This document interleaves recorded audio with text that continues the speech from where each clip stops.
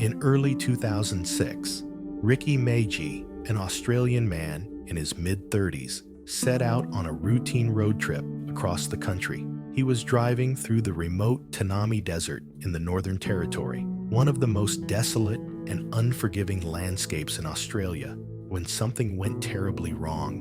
Ricky claimed he picked up a hitchhiker along the way. What happened next remains a mystery, but he said he was drugged, possibly attacked, and left for dead. When Ricky Megee came to, lying in a shallow grave in the blistering heat of the Tanami Desert, the first sensations were confusion, pain, and a gnawing fear. The last thing he remembered was offering a lift to a hitchhiker on a remote highway.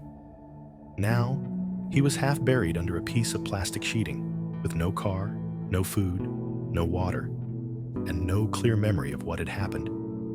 His shoes were gone. His wallet and phone? Gone. The searing sun was overhead, and the desert wind offered no comfort. He was alone in one of the most inhospitable environments on Earth. The Tanami Desert is one of Australia's most remote and unforgiving regions, a vast wilderness of red sand plains, rocky outcrops, and dry spinifex grasslands stretching across the Northern Territory into Western Australia. Covering over 100,000 square miles, it's a place of haunting silence and raw, elemental beauty. Unlike the towering dunes of other deserts, the Tanami is mostly flat and open, with scrubby vegetation, scattered acacia trees, and ancient, cracked earth shaped by wind and time. Water is rare and unpredictable, often hidden deep underground, or only appearing after brief desert rains. Temperatures swing wildly, scorching hot by day, freezing cold at night, creating a brutal test of endurance for any living thing. At first, Ricky Megee thought it might be a bad dream, but the parched throat, the blistered skin, and the emptiness in his stomach told him otherwise. Something had happened, and he'd been left here, very much alive, but very much abandoned. Instinct kicked in. He stood up, dizzy and swaying, and tried to figure out which direction to go. There were no roads, no sign of civilization, and no sounds except for the wind and the occasional call of a bird. The first few days were a haze. He walked for miles, thinking he might stumble across a road or a cattle station. But all he found were endless plains, scrub brush, and heat. The days were scorching. The nights were bitterly cold. With no food, Ricky began to eat ants, beetles, caterpillars, and anything else he could catch. He learned to trap small lizards and frogs, and would even suck moisture from leaves or dig for damp soil to get water. When he found a dam with murky water, he thanked fate, even though the water was probably full of parasites.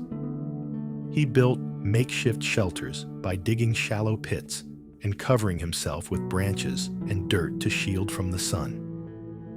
One of the few items he found during his wandering was a plastic sheet, which became a lifeline, helping him collect rainwater and protect himself from the elements.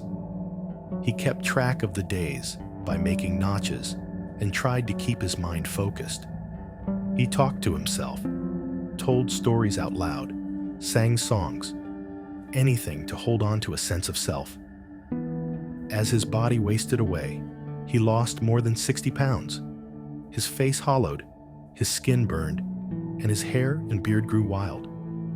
He looked like a man from another world, skeletal, sun-scorched, yet somehow still moving. There were days he nearly gave up, days he didn't think he'd see the next sunrise. But he held on to hope that someone might find him. Maybe a helicopter, a trucker, a mustering crew from a nearby station. Each time he saw a bird overhead, he wondered if it meant water or life was near. Driven by that fragile hope, he began crafting signs, signals with sticks, crude arrows in the dirt, trails marked by stones and broken branches. He moved with intention, despite the weakness in his legs, shaping his desperation into patterns he prayed would catch someone's eye from the sky or a distant ridge. He didn't know if anyone would ever see them.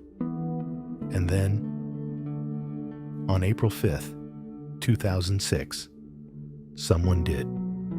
A group of station workers from Birindudu Station, near the Western Australia-Northern Territory border, were out on a routine job when they noticed movement in the distance. At first glance, they thought they were seeing a wild animal, or maybe just a trick of the heat shimmering off the desert floor.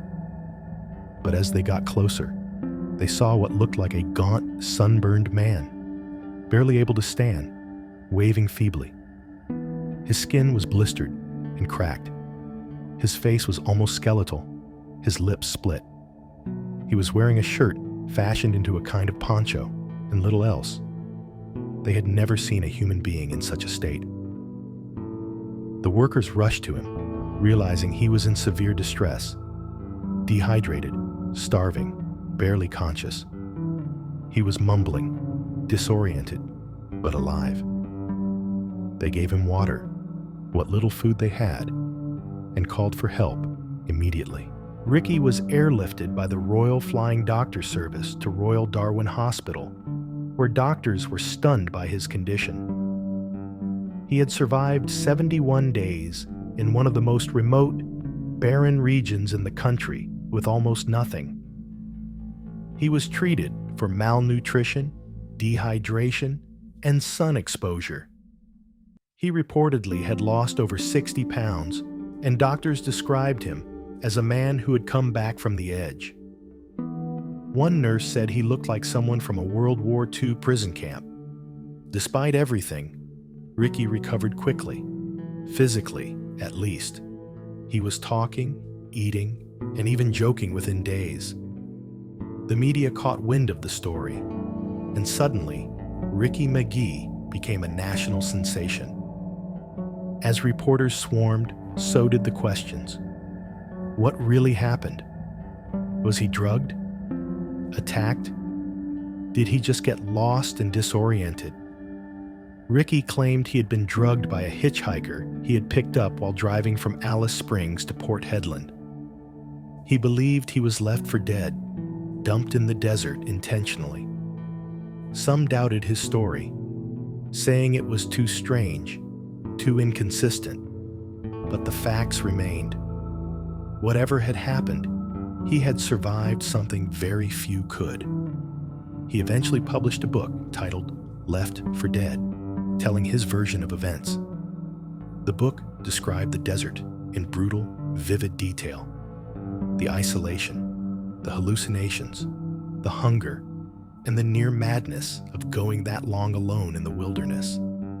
And that was the incredible true story of Ricky Megee, a man who stared death in the face and survived one of the harshest environments on Earth with nothing but his will to live. If you found this story as fascinating and unbelievable as I did, hit that like button. It really helps the channel. And if you want more true survival stories and strange real-life tales, make sure to subscribe and turn on the bell so you don't miss what's coming next. Thanks for watching. Stay curious, stay safe, and I'll see you in the next one.